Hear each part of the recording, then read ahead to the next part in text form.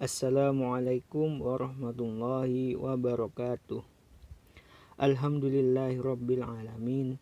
Semoga kita tetap dalam keadaan sehat walafiat. Amin ya rabbal alamin. Kami dari kelompok 3 akan mempresentasikan materi kami yang berjudul Pembelajaran dan Kebutuhan Masyarakat. Saya, Andika Muhammad Syafiullah, akan memperkenalkan para pemateri. Yang pertama, Ervera Anis Fadli sebagai pemateri pertama. Yang kedua, Salsabila Faradisa Nuris sebagai pemateri kedua. Yang ketiga, Mala Herfian sebagai pemateri ketiga. Yang keempat, Nur Intan Fibriana sebagai pemateri keempat. Selanjutnya, pembacaan materi pertama oleh Ervera Anis Fadli dipersilahkan. Menjelaskan pembelajaran dalam konteks masyarakat. Yang pertama yaitu pembelajaran yang dinamakan Contextual Teaching and Learning atau CTL, atau pembelajaran dan pengajaran kontekstual, di mana pembelajaran ini mengajarkan antara materi yang diajarkan oleh guru kepada siswa dikaitkan dengan situasi dunia nyata dan mendorong siswa membuat hubungan antara pengetahuan yang dimilikinya dengan penerapan dalam kehidupan sehari-hari.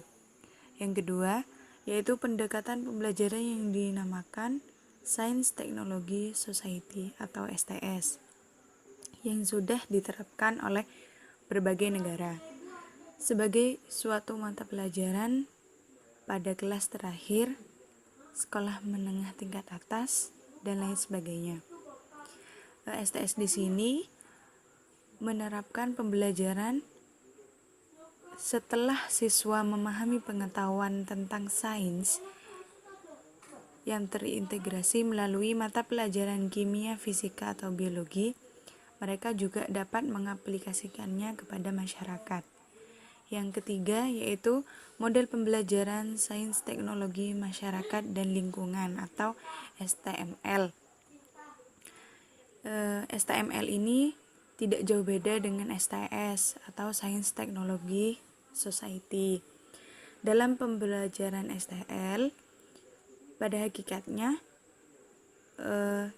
siswa yang telah diberikan materi dasar sains, teknologi, dan masyarakat, mereka juga dapat mengintegrasikan dengan lingkungan maupun yang berkaitan dengannya, dengan menghasilkan produk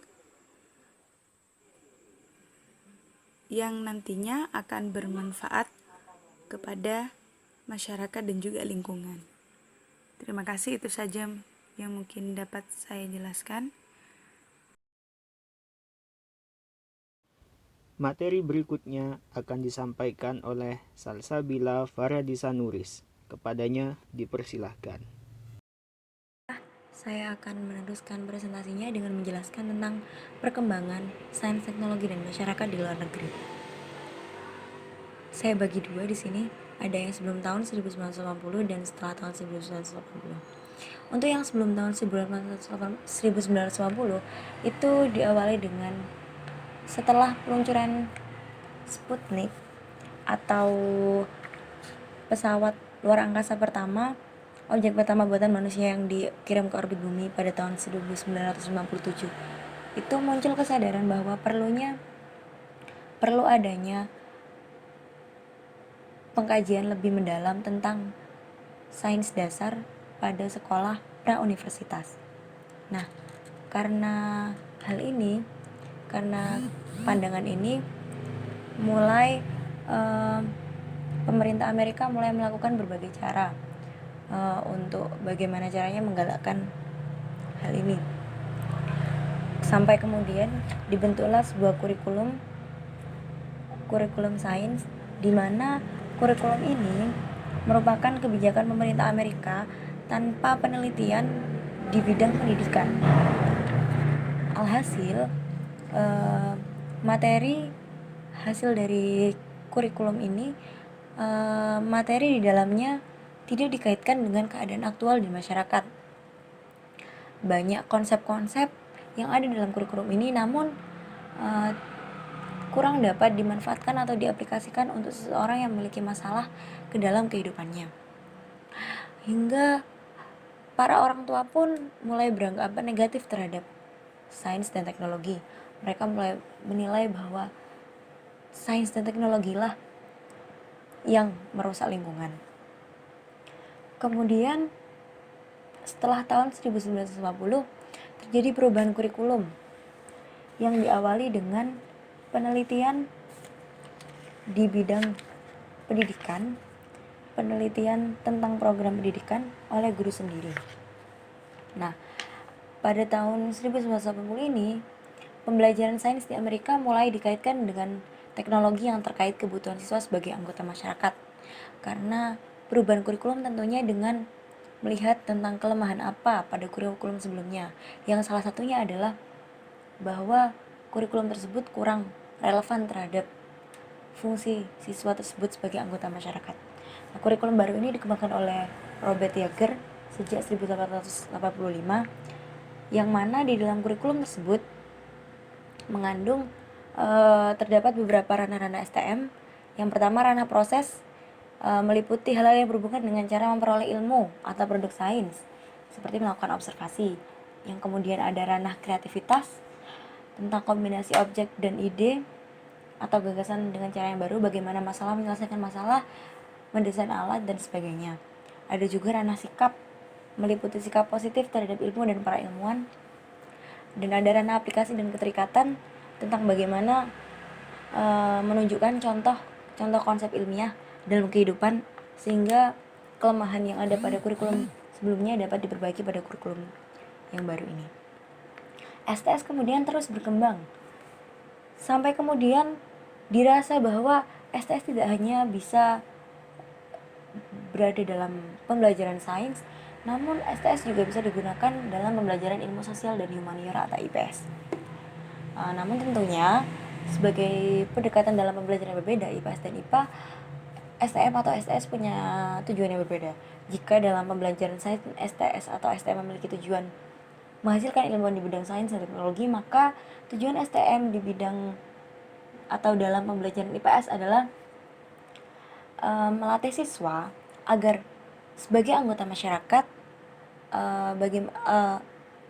untuk menjalankan fungsi mereka sebagai anggota masyarakat, siswa dilatih untuk bagaimana jika dihadapkan dengan sebuah produk, mereka tidak hanya tahu tentang konsep sains dan matematika produk tersebut, namun mereka juga diharapkan untuk tahu apa saja dampak positif dan negatif produk tersebut terhadap lingkungan dan alam, sehingga ia dapat mengambil keputusan secara bijak apabila menghadapi masalah di lingkungannya dan bisa benar-benar melaksanakan fungsinya sebagai anggota masyarakat dengan baik. Materi selanjutnya akan disampaikan oleh Mala Herfian.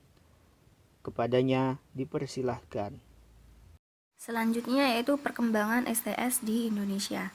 Di Indonesia, istilah STS diterjemahkan menjadi STM, yaitu Sains Teknologi Masyarakat. Jauh sebelum itu, STM di Indonesia di beberapa desa Kabupaten Bandung, Jawa Barat pada tahun 1978 sampai 1979 dilakukan penelitian tindakan untuk meningkatkan gizi anak balita di desa. Setiap minggunya itu dilakukan seminggu sekali dengan menggunakan kartu bergambar yang dibaliknya ada penjelasan mengenai mengolah makanan bagi balita, yang mana bagi anak SD dan SMP yang mempunyai adik balita juga dilibatkan dalam memberikan penjelasan bagi anggota keluarganya, karena orang tua dari balita tersebut kebanyakan mereka itu buta huruf. Jadi bagi siswa-siswi sekolah dasar dan menengah pertama juga memiliki peran penting dalam memberikan penjelasan bagi anggota keluarga atau masyarakat. Hal ini juga peran guru di desa tersebut bertindak sebagai tokoh kunci penting yang cukup terpandang dan merupakan tempat untuk bertanya. Istilah pendekatan STM belum dikenal saat itu, tetapi pembelajaran yang dikaitkan dengan kebutuhan siswa sebagai anggota masyarakat sudah diterapkan dan menurut para guru berhasil dapat meningkatkan prestasi belajar siswa. Hasil studi selama beberapa bulan di Amerika dan kunjungan ke Inggris, pendidikan sains yang semula hanya menekankan pada pembelajaran konsep dan proses sains untuk meningkatkan kemampuan kognitif, perlu dikembangkan untuk meningkatkan keterampilan emosional, spiritual, dan kemampuan kreatif peserta didik. Dengan demikian, pendidikan sains perlu ditambahkan aspek afektif, yakni sikap. Pada saat itu di Indonesia, terutama di tingkat pendidikan prauniversitas, mata pelajaran atau program sains teknologi masyarakat tidak disarankan karena kurikulum sains yang sudah cukup padat. Yang disarankan adalah melaksanakan pendekatan sains teknologi masyarakat dalam pembelajaran sains atau pembelajaran disiplin ilmu dalam sains, yaitu pembelajaran fisika, pembelajaran biologi, dan pembelajaran kimia, sehingga tidak menambah jam pelajaran sains di sekolah. Pada tahun 1986, pendekatan sains teknologi masyarakat belum dapat diimplementasikan di sekolah, tetapi hanya dimulai dengan memperkenalkannya pada program pasca sarjana IKIP Bandung melalui perkuliahan yang ada. Pada tahun 1992, perusahaan British Petroleum membiayai uji 3 buah unit materi pembelajaran sains teknologi masyarakat di Indonesia. Unit-unit yang dicobakan ialah yang pertama ada air minum, yang kedua apa yang Anda makan, dan yang ketiga penggunaan energi di rumah. Adapun materi-materi unit tersebut disesuaikan dengan konsep esensial yang tercantum dalam GBPP semester 2 pada tingkat SMA. Sekolah penguji coba berjumlah 6 buah di Bandung dan Cimahi yang melibatkan 35 orang guru serta 1.000 peserta didik. Dari kegiatan tersebut dapat dibedakan antara teknologi sains teknologi masyarakat yang digunakan sebagai pendekatan dalam pendidikan sains dan sains teknologi masyarakat sebagai program mata pelajaran yang dilaksanakan menggunakan unit-unit atau tema. Pada tahun 1994, Departemen Pendidikan dan Kebudayaan mengembangkan literasi sains dan teknologi masyarakat. Karena tidak adanya dana, maka 1 tahun kemudian penelitian tentang pendekatan STM dalam pembelajaran dilakukan melalui skripsi, lalu tesis untuk S2 dan mahasiswa S3 di IKIP Bandung yang sekarang dikenal Universitas Pendidikan Indonesia. Sejak tahun 2000, STM mulai diberikan pada program pasca sarjana sebagai mata kuliah pada prodi pendidikan IPS dan prodi pendidikan umum. Tujuan pemberian mata kuliah STM bagi para guru atau dosen dan calon guru bidang studi sosial dan humaniora agar mahasiswa memahami yang pertama, kaitan antara STM sebagaimana tertera pada gambar 2 halaman 114, yang kedua yaitu dampak positif dan negatif produk teknologi yang dirasakan oleh manusia, dan yang ketiga yaitu penggunaan model pembelajaran STM bagi mereka yang berminat mencobanya. Yang terakhir yaitu Nur Intan Fibriana. Kepadanya dipersilahkan. Nur Intan Fibriana sebagai presenter keempat akan menjelaskan dan melanjutkan apa yang dijelaskan oleh presenter ketiga tentang sains teknologi masyarakat di Indonesia. Sains teknologi masyarakat ini ada kaitannya dengan studi sosial, yang mana dalam pembelajaran ilmu pengetahuan sosial dan humaniora dapat memotivasi peserta didik untuk dapat menilai dampak positif dan negatif kemajuan teknologi beserta produknya untuk selanjutnya kita sebagai anggota masyarakat dapat mengambil keputusan untuk memberikan saran-saran tertentu. Dalam Undang-Undang Nomor 2 Tahun 1989 tentang Sistem Pendidikan Nasional dinyatakan bahwa kurikulum pada pendidikan dasar memuat antara lain pengantar sains dan teknologi yang mulanya hanya disebut sains atau IPA saja. Para guru dapat melaksanakan pembelajaran dengan mengacu pada garis-garis besar program pengajaran yang mana bisa menggunakan pendekatan sains teknologi masyarakat dan mencoba untuk membuat model pembelajaran sains teknologi masyarakat ini menggunakan topik atau tema yang disesuaikan dengan jenjang pendidikan serta kemampuan intelektual peserta didik tersebut. Adapun dalam Undang-Undang tentang Sistem Pendidikan Nasional tahun 2003 pasal 36 dinyatakan bahwa kurikulum ini disesuaikan dengan jenjang pendidikan dengan memperhatikan antara lain perkembangan ilmu pengetahuan, teknologi, dan seni. Selanjutnya, pasal 37 ayat 1 menyatakan bahwa kurikulum pendidikan dasar dan menengah wajib memuat antara lain ilmu pengetahuan alam.